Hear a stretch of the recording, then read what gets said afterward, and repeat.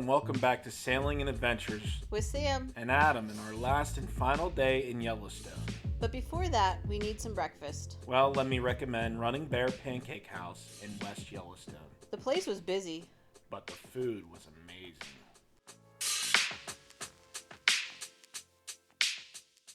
As we entered the park, we saw an elk. The weather today is not so nice.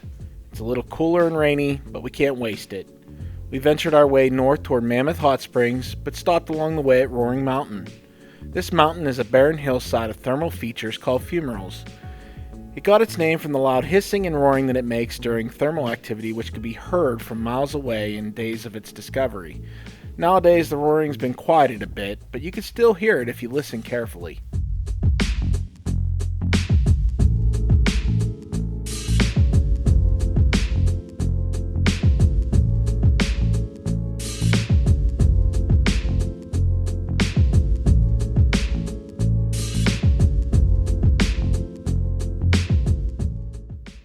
After Roaring Mountain, we continued north to Mammoth Hot Springs. Along the way, we drove through the Obsidian Canyon. The obsidian rock, also called volcanic glass, will shine and shimmer as it reflects the summer sun. We didn't get to see much shimmer. We continued past the entrance to Sheep Eater Cliff, but we will come back later today and stop. We also made our way through the Hoodoos. The what? Don't worry, we'll come back through.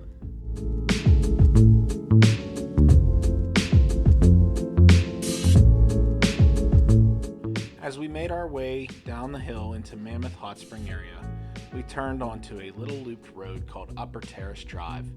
This 3/4-mile loop allows you to see some thermal features from the road without even getting out of the car. There are a few parking areas along the route, so if you want to stop, you can and get out if you like.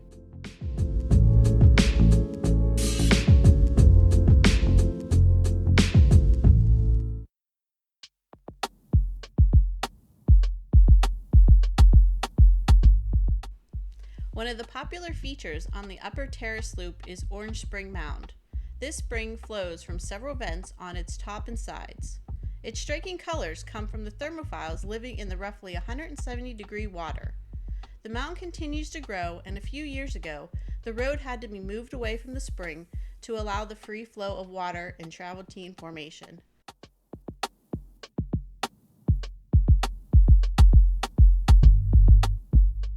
Next up was Aphrodite Spring and Terraces. This thermal feature is continually changing its architecture by building and collapsing over and over.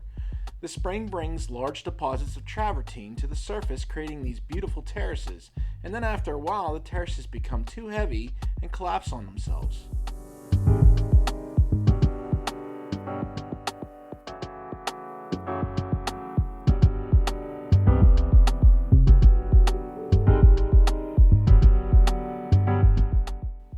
As we continued following the parade of cars around the loop, we made a quick stop at Angel Terrace. Known both for the pure white formations and colorful microorganisms of its active periods, Angel Terrace is one of the area's most unpredictable features. For decades, it was dry and crumbling. More recently, hot springs have been occasionally active in parts of the formation.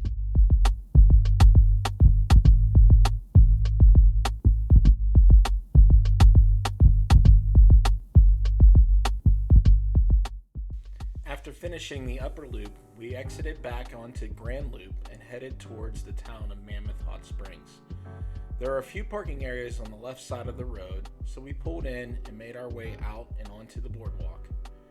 Mammoth Hot Springs was the first area to be developed by man in the park in the late 1800s.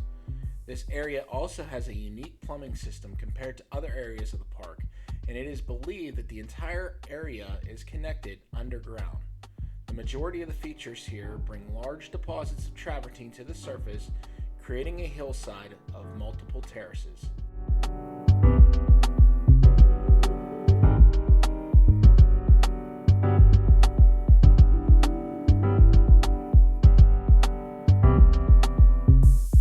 We have already said that the unusual formation of Mammoth Hot Springs are made of travertine. But what is travertine? Well, it is a form of limestone that is deposited by mineral springs. This happens when rainwater seeps into the earth, is warmed by underground magma, and then rises again. As it does so, it mixes with carbon dioxide, which dissolves in the water, forming a weak acid. This acid solution dissolves limestone as the water makes its way back up to the hot springs on the surface. Once on the surface, the limestone solidifies into the travertine that forms Mammoth Stunning terraces.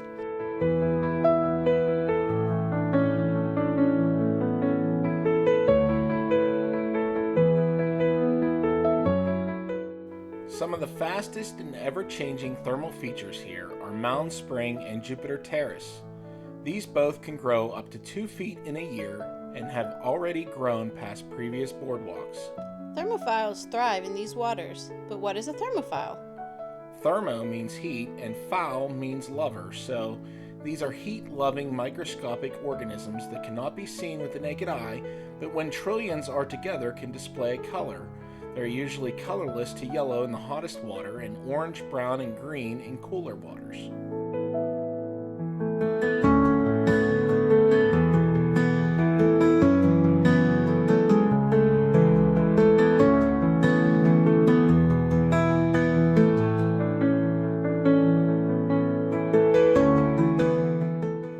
Jupiter Terrace has calmed down over the past years when a fissure or a tear in the crust structure happened back in 2008, creating the new Mound Spring.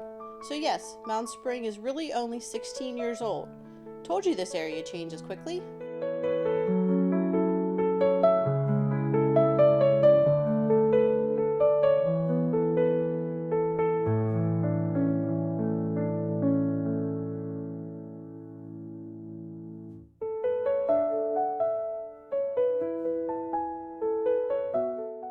The boardwalks here are a total of 1 3/4 miles long, and it is a steep hillside with lots of stairs. We continued the path and worked our way down the opposite side of the area. This area doesn't have big geysers or huge colorful springs like some of the other areas of Yellowstone, but it was one of my favorites for sure. To see nature at work was truly amazing.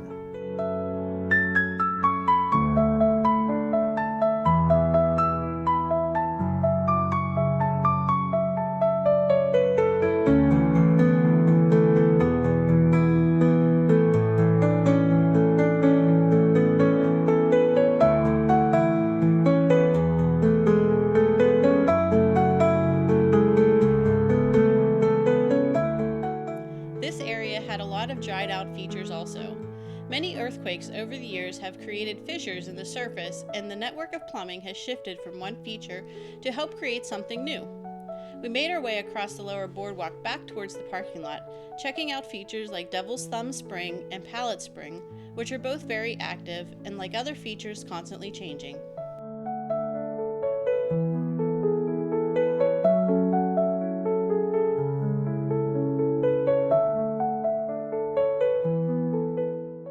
At the bottom of the hillside is an old feature that no longer flows. Liberty Cap, an extinct hot spring cone, was named for the conical hats that were given to emancipated Roman slaves and later worn during the French Revolution. This 37-foot hot spring cone marks the northern portion of Mammoth Hot Springs. Its unusual formation was created by a hot spring whose plumbing remained open and in one location for a long time. Its internal pressure was sufficient to raise the water to a great height, allowing mineral deposits to build continuously for perhaps hundreds of years, until one day, it stopped.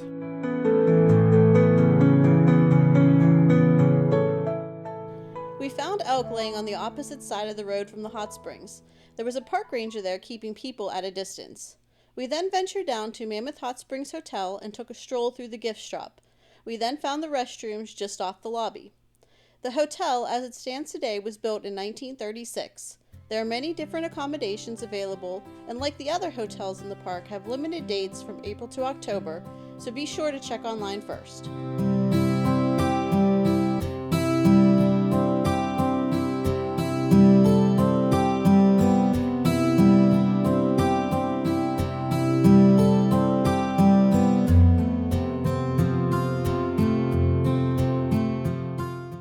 The hotel has a famous map room and various other museum-like displays that we checked out while we warmed up. I also found a really nice hat.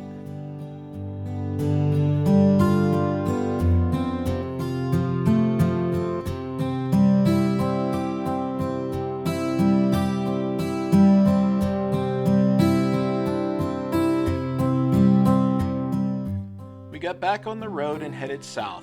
At the top of the mountain, we came back to the Hoodoos. Well, these hoodoos are not actually hoodoos, but what is a hoodoo? Hoodoos are normally rocks that are formed in a cone shape. They are the result of harder, more erosion-resistant rock, capping softer, less erosion-resistant rocks.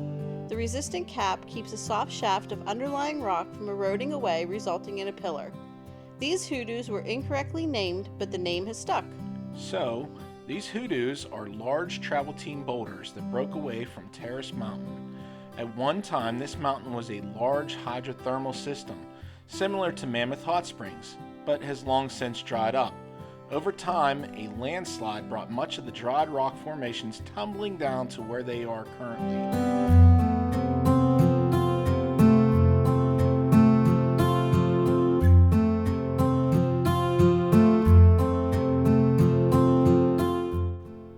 And so we continued back to Sheep Eater Cliff. As we entered, we saw a deer.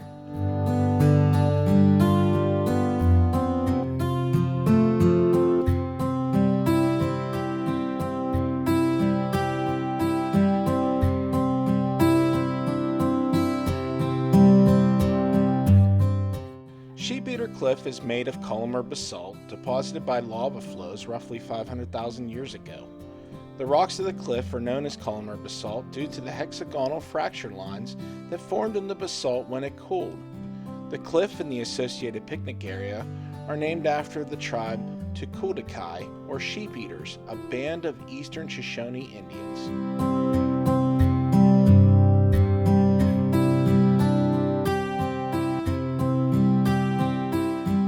Next up, we continued south to Norris Geyser Basin. This area is closest to the magma below the earth and contains the hottest geysers in the park. It also changes the most.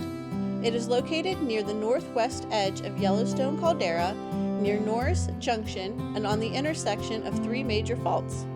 By the time we got there, the rain was coming down heavier and we debated on even stopping. We pulled in and were lucky enough to find a spot to park.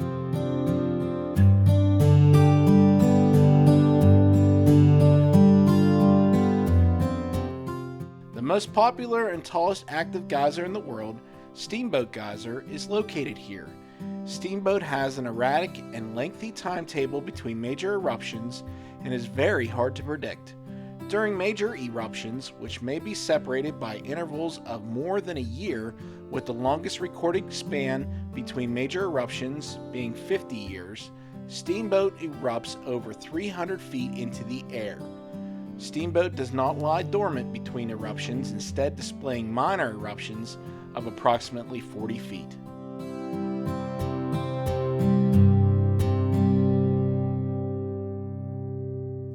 In 2019, Steamboat set a record for the most eruptions in a calendar year at 48. It later tied this record in 2020. Since then, it has slowed down significantly and has only erupted 9 times in 2023 and only 5 in 2024 so far. You can usually find some geyser geezers camped out waiting for an eruption, and if you are in the area, take a look at the park's website or geysertimes.org to see if it is possibly close to the date predicted.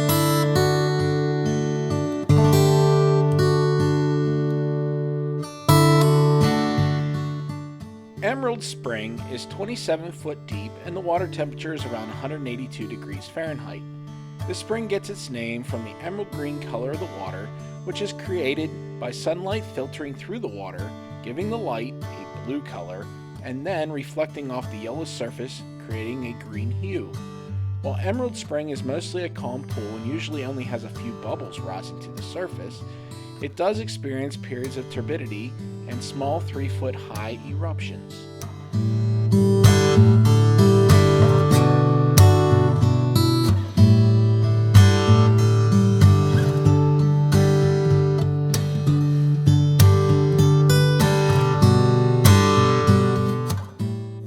Our last stop today was Gibbon Falls. This waterfall sits right along Grand Loop Road, approximately 4.5 miles north of Madison Junction. Gibbon Falls is an irregular waterfall that has a drop of approximately 84 feet, but it is still beautiful. After this final stop, it was time to head back to Island Park and get packed for tomorrow's trip to Bozeman, and then back to Pittsburgh.